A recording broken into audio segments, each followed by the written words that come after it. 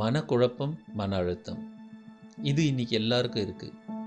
ஆனால் இதை நம்ம கவனிக்காமல் விட்டால் இதோட பின்விளைவுகள் எந்த அளவுக்கு பயங்கரமாக இருக்குன்றதுக்கு இன்னைக்கு நான் உங்களுக்கு சொல்ல போகிற கதையிலேருந்து நீங்கள் தெரிஞ்சுக்கலாம். இது உங்கள் மனதின் குரல், sponsored by Swiss health and glow.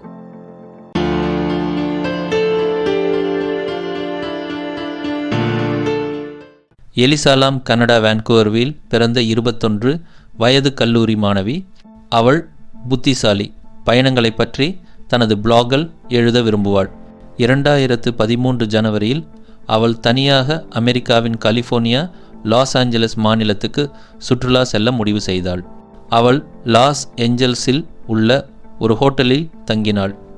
அதன் பெயர் சீசில் ஹோட்டல். அந்த ஹோட்டல் முன்பே பல மர்மமான மரணங்களும் குற்றங்களும் நடந்த இடம் என்று புகழ் பெற்றது. ஆனால் எலிசாவுக்கு அது தெரியாது.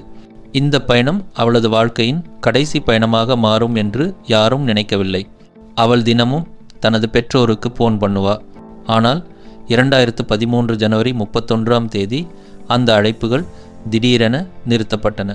அவளது பெற்றோர் உடனே கவலையடைந்து லாஸ் ஏஞ்சல்ஸ் போலீஸை தொடர்பு கொண்டனர். போலீசார் ஹோட்டலை தேடியும் எலிசாவை கண்டுபிடிக்க முடியவில்லை. அவளது புகைப்படங்கள் நகரம் முழுவதும் ஒட்டப்பட்டன. ஆனால் நாட்கள் கடந்து போனது, எந்த தகவலும் இல்லை. ஆனால் அங்கே நடந்தது என்னன்னா, அந்த ஹோட்டல் லிஃப்டில் இருந்த கேமரா எல்லாத்தையும் தெளிவாக காட்டுச்சு. அது ரொம்ப பார்க்குறதுக்கே பயங்கரமாக இருந்தது.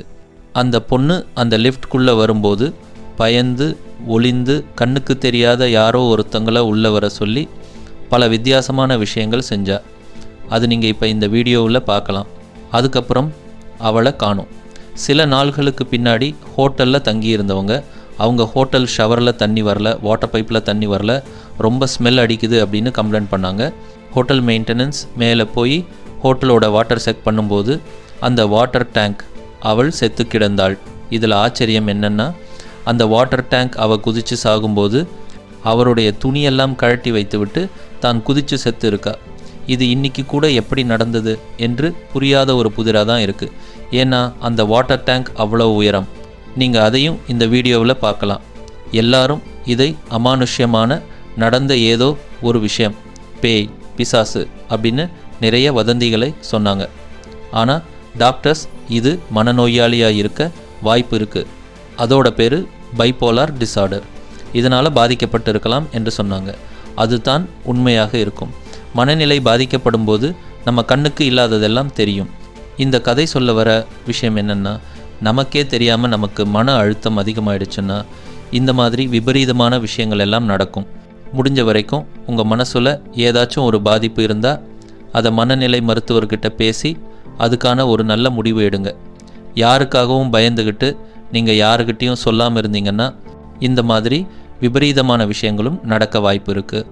இது உங்களுக்கெல்லாம் ஒரு இழுப்புணர்ச்சியாக இருக்கும்னு நம்புகிறேன். இந்த மாதிரி விழிப்புணர்ச்சி வீடியோக்களை பார்க்குறதுக்கு ஷேர் பண்ணுங்கள், சப்ஸ்கிரைப் பண்ணுங்கள், கமெண்டில் உங்களோட கருத்து சொல்லுங்கள். This video is proudly sponsored by Swiss Health and Glow, your trusted beauty salon at home. Luxury, comfort, and glow delivered right to your door.